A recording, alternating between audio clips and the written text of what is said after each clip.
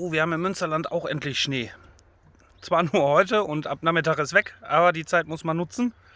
Gerade ja schon im Wald gewesen. Und jetzt, danke. Und jetzt ans Feuer, schön bei einer Flasche Met. Die Frauen sind wieder sehr witzig.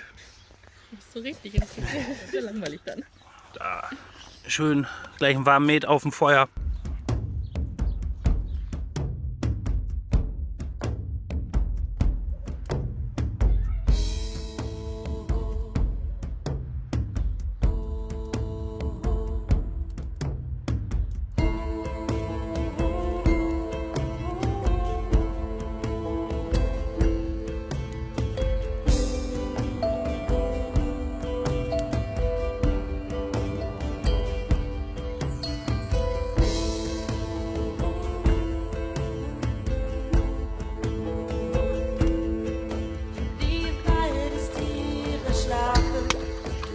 Ruhig die ganze Pulle.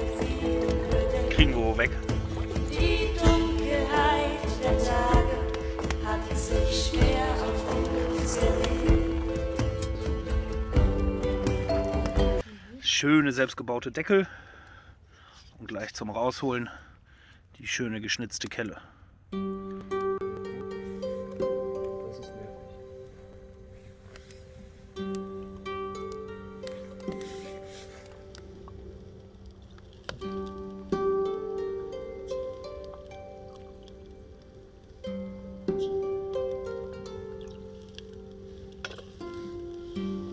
So, unser Met ist warm. Wir trinken jetzt erstmal einen schönen Met nach der Wanderung. Prösterchen.